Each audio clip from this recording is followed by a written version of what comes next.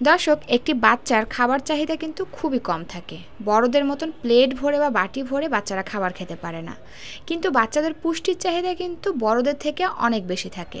তাই তাদের খাবারগুলো এমনভাবে তৈরি করতে হবে যেখান থেকে বাচ্চারা অল্প খাবারে বেশি পুষ্টি পায়। যেমন এই খাবারটি তৈরি করে আপনারা বাচ্চাদেরকে সকালের নাস্তায়, দুপুরে কিংবা রাতের ভারী খাবার হিসেবেও দিতে পারেন। তো সরাসরি চলে আসলাম চুলায় একটা প্যান দিয়ে তার মধ্যে দিয়ে দিচ্ছি বাচ্চার চাহিদা অনুযায়ী পরিমাণ মতন সুগন্ধি পোলাওর চাল। যে বাচ্চাদের গ্যাস্ট্রিকের সমস্যা রয়েছে, পটি শক্ত রয়েছে, তাদের ক্ষেত্রে কিন্তু পোলাওর চালের পরিবর্তে রেগুলার ভাতের চালটা ব্যবহার করবেন। চালটা খুব ভালো করে ধুয়ে নিয়েছি। এরপরের মধ্যে দিয়ে দিচ্ছি এইটুকু পরিমাণে গ্রেট করা মিষ্টি আলু। আমি একটা গ্রেটারের সাহায্যে এরকম গ্রেট করে নিয়েছি। এবং দিয়ে দিচ্ছি এইটুকু পরিমাণে গাজর। দর্শক, গাজর আর মিষ্টি আলু কিন্তু এখন শীতের সময় হাতের নাগালেই পাওয়া যায়, আর এর পুষ্টি উপকারের কথা তো বলে শেষ করা যাবে না। তো যাই হোক, এরপরে আমি এর মধ্যে দিয়ে দিলাম 2 কাপের মতন লিকুইড গরুর দুধ এবং দিয়ে দিচ্ছি একটি তেজপাতা, সুন্দর একটা ফ্লেভারের জন্য দিয়ে দিচ্ছি একটি এলাচ আর 1 টুকরো দারুচিনি এবং স্বাদের জন্য দিয়ে দিচ্ছি 1 চিমটি লবণ।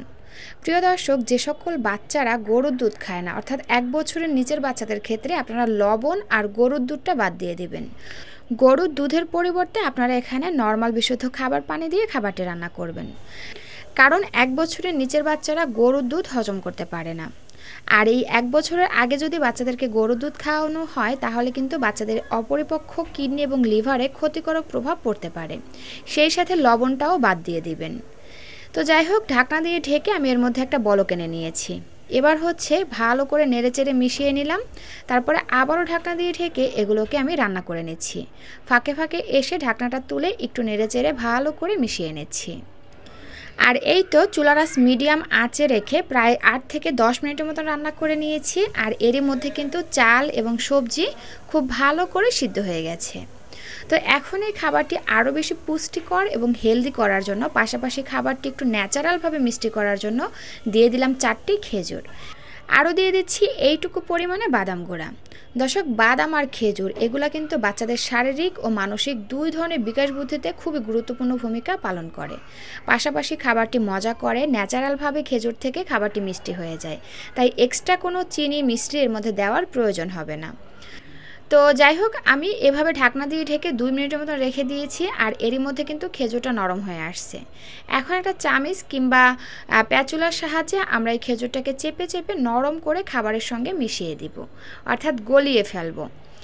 আর খেজুর দেওয়ার পরে কিন্তু চুলাটা অবশ্যই বন্ধ করে দিবেন। আপনারা চাইলে কিন্তু আলু ম্যাশার কিংবা ডাল ঘুটনি দিয়ে আপনার বাচ্চার পছন্দ অনুযায়ী খাবারটি ঘুটে ম্যাশ করে নিতে পারেন। তো যাই হোক, আমি হালকা একটু ম্যাশ করে নিয়েছি। এখন এরকমের ঘনত্বে চুলা থেকে নামিয়ে নিচ্ছি। আপনি আপনার বাচ্চাকে যেমন লিকুইড রেখে খাইয়ে অভ্যস্ত, সেভাবে চুলা থেকে নামিয়ে নেবেন।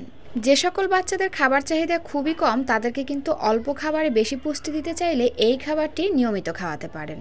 তো দর্শক, এই ছিল আমার আজকের আয়োজন। ভিডিওটি ভালো লাগলে প্লিজ একটি লাইক দিবেন এবং যাওয়ার আগে সুন্দর একটা কমেন্ট করে যাবেন। এতক্ষণ সাথে থাকার জন্য অসংখ্য ধন্যবাদ জানিয়ে আজকের ভিডিওটি এখানেই শেষ করছি। আল্লাহ হাফেজ।